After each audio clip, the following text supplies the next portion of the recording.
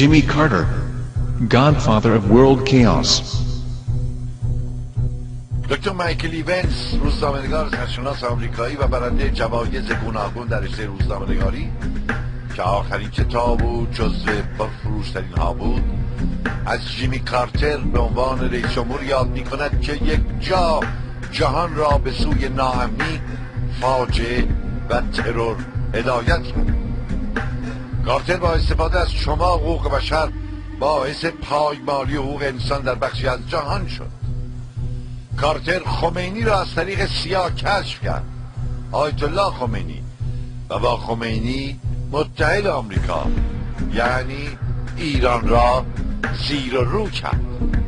اجازه همین الان هم گوش کنیم به گوشه از گفتگو با آقای دکتر مایکل ایونز.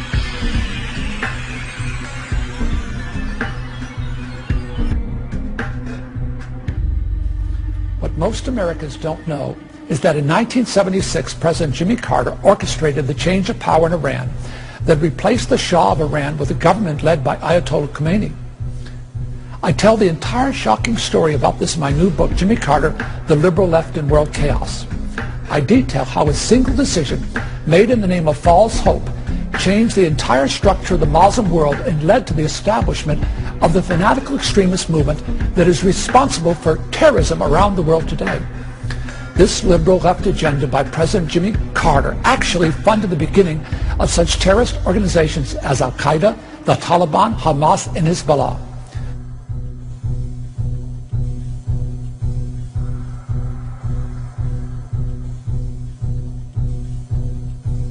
The truth is, what I'm about to tell you should be called treason.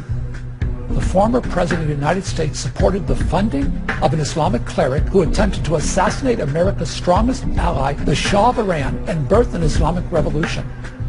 Sums of $150 million were being periodically transferred to Paris into the Ayatollah Khomeini's bank account while he was in exile with the assistance of the CIA.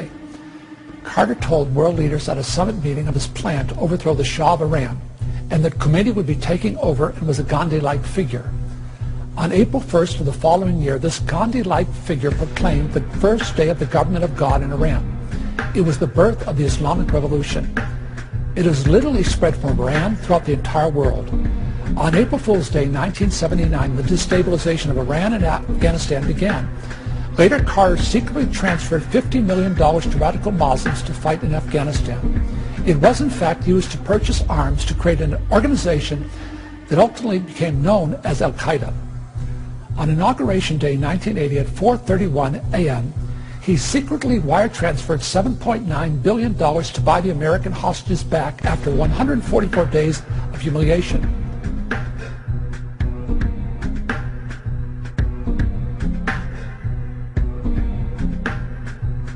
The dilemma that most people don't understand about Jimmy Carter, they say, what happened with 9/11? Why did we get into this mess? But what they don't understand, this man believed, he actually believed in these radical organizations as he does today, and he was funding Khomeini out of Paris through the CIA. He was supporting this operation through a man called Yazdi. He was getting him into power, working with the President of France, working with the German Chancellor and the British. He was orchestrating a revolution that he thought was going to transform the world in Iran. It did. It did indeed. امیدوارم همینم دیگه جایی برای انکار نمونه، حرفا رو ما نمیزنیم. بنابراین بنا به گفته آقای دکتر مایکل ایونز که به تمام اسناد دولتی در این زمینه دسترسی داشته و با دستگاه‌های اطلاعاتی همینطور سیاست‌های دوران کارتر رو خوب میشناسه، از ناظران این سیاست در همون زمان بوده و بنا به گفته او به صراحت که کارتر در واقع رهبر ارکستری بود که اعضایش رئیس جمهور فرانسه، نخست وزیر انگلیس و همینطور آلمان و کشورهایی که در گوادلوپ نشستند و تصمیم گرفتن که انقلاب ایران رو سامان بدن. این دیگه ما که نبودیم که خود اینا دارن اقرار میکنن من دیگه نمیدونم ما دیگه چرا مدعی هستیم، ما دیگه چرا در این میان مدعی هستیم. و آقای مایکل ایونز داره هشدار میده که مبادا سیاست امروز در کاخ سفید نیست ادامه همون سیاست باشه. داره از حالا این هشدار رو میده، اصلا کتاب رو به همین قصد بشه. چون که از سالهایی که از اون میشه اینه که چرا حالا و اون نگرانی خودش رو تشریح میکنه از اینکه مبادا نگاه مدیریت و رهبری امروز همون مدیریت آقای کارتر نسبت به مسائل جهان باشه. پس آقای مایکل ایونز محض اطلاعی که کسانی که هنوز نمیدونند معتقده که کارتر ارکستراسیون رو ایجاد کرد و با همکاری نوازندگان این ارکستر هرچی ساز خودش رو برداشت، فرانسوی ها، انگلیسی ها، آلمان ها و نشستند و تصمیم گرفتند که در ایران انقلاب رو سامان بدن. همه عوامل و عناصر حکومت جمهوری اسلامی را به درستی میشناسه. ابراهیمی از ابراهیمی یزدی نام برد، از خمینی نام برد و بقیه که در گفتگوی او همینطور در کتاب او مجموعه نظراتش رو هم میشنویم و هم میخوانیم.